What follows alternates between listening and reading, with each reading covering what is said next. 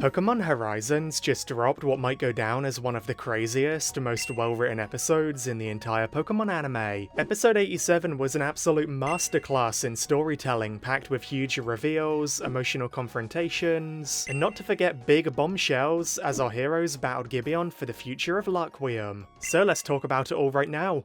The episode began with Gibeon and Zygarde arriving at the center of Laqua where he fought Lucius 100 years ago, and Zygarde suddenly absorbed hundreds of Zygarde cells from the area, transforming into his 50% form. And Gibeon's excited but then suddenly falls to the ground, weak from old age. He grabs a shard of Laquium and inserts it into his life support tube that goes directly into the back of his head, and that's so dark and creepy and horror vibes, man, I love it. And hey, if our heroes can't beat Zygarde, then maybe Liko just has to yank Gibeon's life support tube out of his head to defeat him. Yeah, it'll brutally kill him, but that didn't stop Bonnie against Lysander. The Laquium restores Gibeon to good health, but then a Meteor suddenly arrives, warning Gibeon that Spinel will betray him for his own Laquium Sphere project, and that Laquium makes Pokemon suffer, it's not right, but Gibeon doesn't care about either of those things. He gets Zygarde to begin digging up the Laquium crystals, causing a huge explosion into the sky. Man, I love how a Meteor is so clearly a good person deep down. He cares about Pokemon and their safety and their feelings more than anything else, and that makes perfect sense considering he grew up with his Cerulege as his family.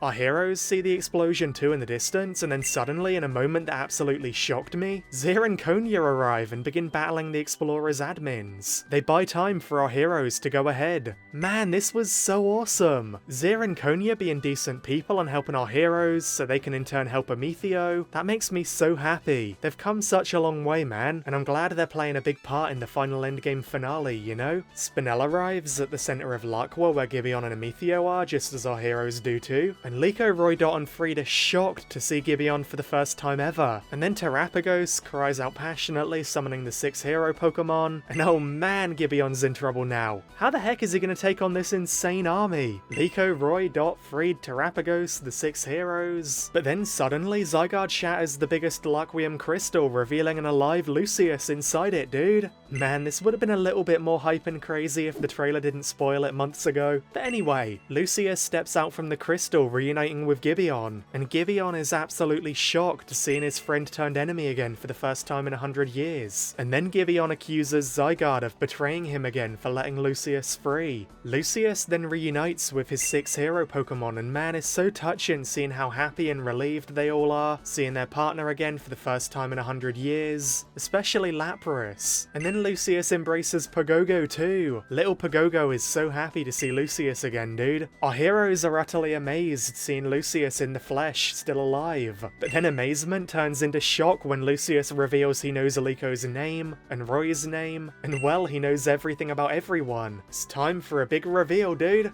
You see, 100 years ago, when Lucius was trapped inside Terapagos' barrier with the Laquium, Lucius actually began communicating with Gibeon's white Zygarde, since there were Zygarde cells inside the barrier with him. Basically, Lucius and Gibeon's Zygarde became allies, and Zygarde allowed Lucius to see through the eyes of the millions of Zygarde cells all around the world for the past 100 years. So Zygarde and Lucius, through Zygarde's cells, they've been monitoring the world to try and keep it safe from the Laquium. So yeah, Lucius, despite being trapped inside Terapagos' barrier inside the Laquium, he has watched everything unfold all this time through Zygarde. This is absolutely incredible, dude. Genuinely genius storytelling. What a unique and interesting way to bridge the gap between Lucius and the rest of the story, using Gibeon's Zygarde and his purpose as the ecosystem's protector in such a cool way. And that means Lucius has been low-key binge-watching the whole of Pokemon Horizons alongside us all this time. He had front row seats to every episode, bro. I wonder what his favourite episode was. And I wonder if he was yelling at the screen when our heroes decided to go to school for ages instead of saving him. I'm just kidding, obviously. Lucius then drops another bombshell and reveals that through his Zygarde cells he communicated with his Black Rayquaza, after Roy released Rayquaza from the ancient Pokeball at the beginning of Horizons. And Lucius told Rayquaza to find a trainer worthy of the 6 heroes and worthy of Terapagos. So really, the whole journey so far has been a test and guided by Black Rayquaza and White Zygarde. But Liko and the others are so special that this still became their journey. They proved themselves to Black Rayquaza and made it all the way here. That nearly brought tears to my eyes, dude. What a fantastically well written and natural plot twist for the series. I am so glad that Rayquaza and Zygarde are more than just strong Pokemon held by the hero and villain. They've had a greater purpose this entire time. They've been guiding our heroes, trying to find the right trainers to free Lucius, all while protecting the world from Laquium. They've been working against Gibeon all along, and it makes their presence feel way more significant and justified. It really does make sense now why Rayquaza kept testing our heroes but not joining them, and also the actions of Zygarde make way more sense now too. All along it's been trying to stop the Laquium while also keeping track of Gibeon and our heroes, and keeping Lucius in the loop too. So genius, man.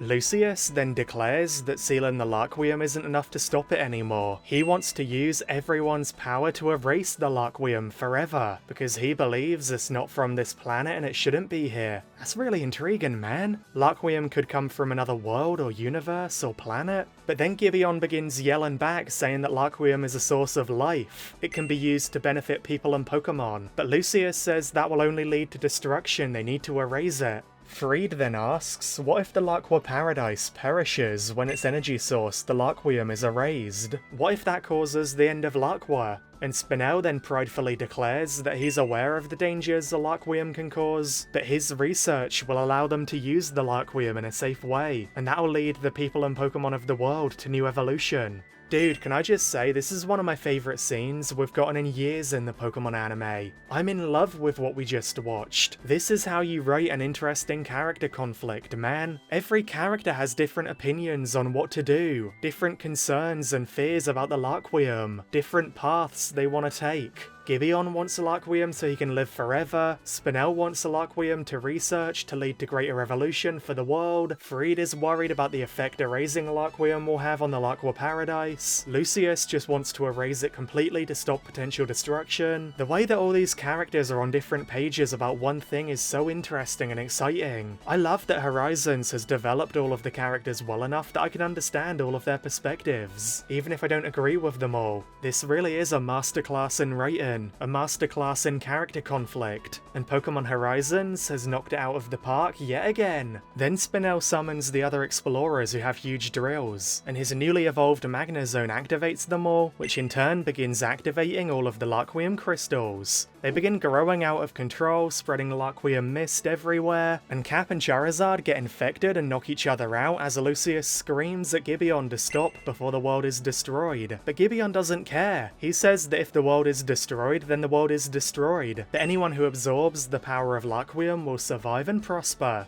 Dude, this is seriously making Gibeon feel like Wesker from Resident Evil, one of my favourite villains of all time. In Resident Evil 5, Wesker unleashed a world-destroying Ouroboros virus, declaring that the world will be destroyed but those who absorb it will survive and evolve into something greater. Now Gibeon just needs a dope pair of sunglasses and he's set. In an incredible passing of the torch moment, Lucius gives Terrapagos to Liko, and he tells Liko to unite everyone's powers. Liko confidently takes charge, holding Terrapagos high, and all the 6 heroes lend Terrapagos their power, transforming it into its terrestrial form. And then in a surprisingly deep human emotional moment amidst all the chaos, Lucius tells Gibeon that he still treasures their journeys and their memories together back then. But Gibeon says if that's true, then why can't he understand his ideals? Why can't he understand where Gibeon's coming from? Lucius says that he wishes he and Gibeon had spoken more back then 100 years ago, so they could have been on the same page and their friendship wouldn't have led to all of this. And man, this scene felt so heartfelt and mature. At the root of it all, this is a story about 2 former friends who were pulled into opposite directions. And it didn't need to be this way, man. It's heartbreaking, really. Gibeon then begins emotionally pleading to his Zygarde, saying that although they believe different things, he still believes they're true partners.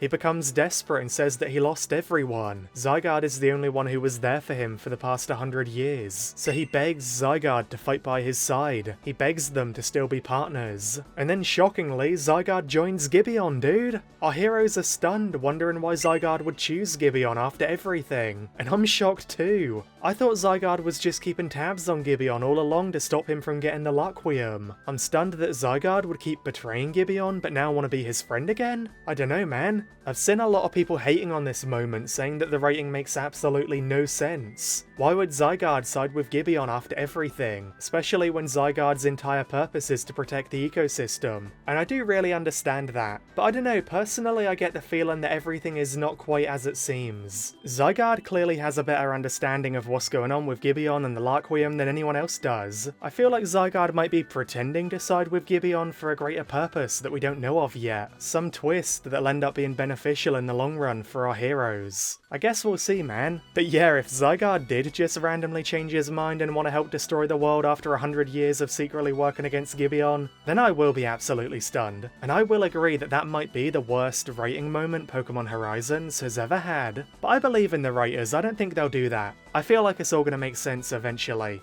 And then dude, in such a huge moment, Amicio stands with our heroes against Gibeon. This is so big for his character. We've been waiting 2 years for this. Gibeon is shocked that Amicio, his own grandson, would stand against him after everything. But Amicio says that he has to do this to protect Gibeon from the Laquium. He still cares about his grandfather. He doesn't want his grandfather to keep going crazy over the Laquium and to destroy the world over it. Our heroes then begin terrestrializing their Pokemon, and Amicio does it too with Ceruledge, and then the episode ends with them all facing Gibeon and his white Zygarde. Man!